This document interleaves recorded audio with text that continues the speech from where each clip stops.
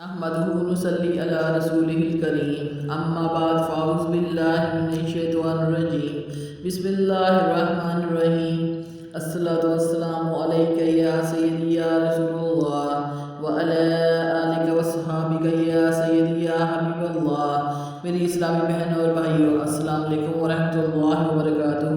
میں آپ کی بہن یوٹیوب چینل سے بات کر رہی ہوں۔ میری آج کی اسلامی ویڈیو 4 باتوں پر مبنی ہے جو درج ذیل ہیں۔ نمبر 1 سورۃ البقرہ کے 8ویں رکوع کا ترجمہ۔ نمبر 2 کلمہ طیبہ کے فضائل کے متعلق دعا حدیث مبارکہ۔ نمبر 3 شب معراج 2024 کی حتمی تاریخ۔ نمبر 4 چاند کی تاریخ۔ سب سے پہلے سورۃ البقرہ کے 8ویں رکوع کا ترجمہ۔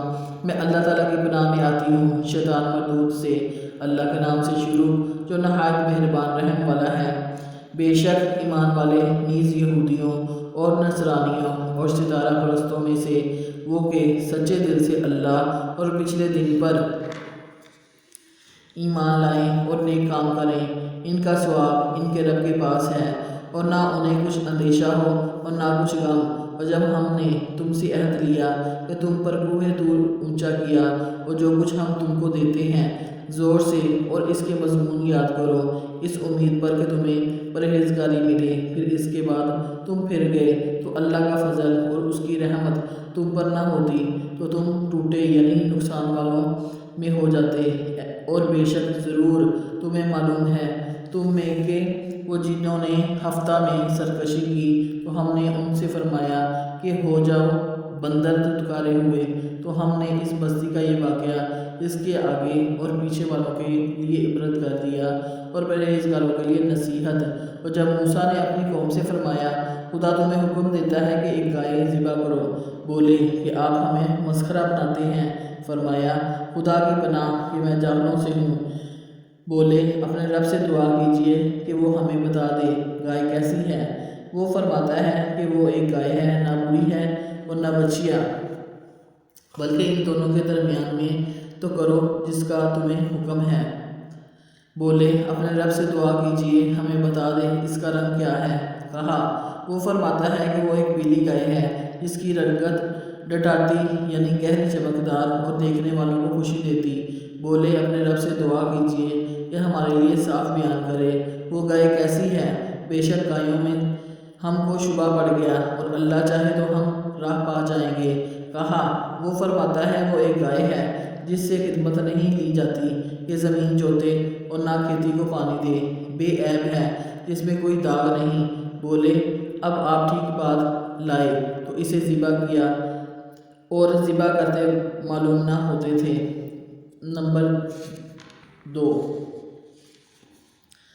بقیہ احادیث کی روشنی میں کلمہ طیبہ کی فضیلت۔ حضرت ابو درداء رضی اللہ تعالیٰ عنہ سے روایت ہے، فرماتے ہیں نبی اکرم نور مجسم شفیع المعظم نے صلی اللہ علیہ وسلم نے فرمایا کہ جس شخص نے لا الہ الا اللہ محمد رسول اللہ پڑھا تو اس کے منہ سے سبز پرندے کی طرح ایک فرشتہ نکلتا ہے جس کے 2 پر ہیں، اس کا ایک پر مشرق میں ہے اور دوسرا پر اس کا مغرب میں ہے، وہ دونوں پر سفید ہیں جس پر موتی اور یاقوت جڑے ہوئے ہیں۔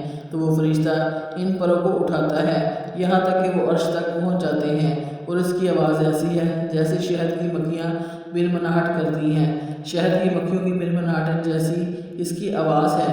اسے عرش اٹھانے والے فرشتے کہتے ہیں کہ تجھے اللہ رب العزت کی قسم رک جا، تو وہ فرشتہ کہتا ہے میں اس وقت تک نہیں رکوں گا جب تک کہ اللہ رب العزت کلمہ طیبہ پڑھنے والے کو بخش نہ دے۔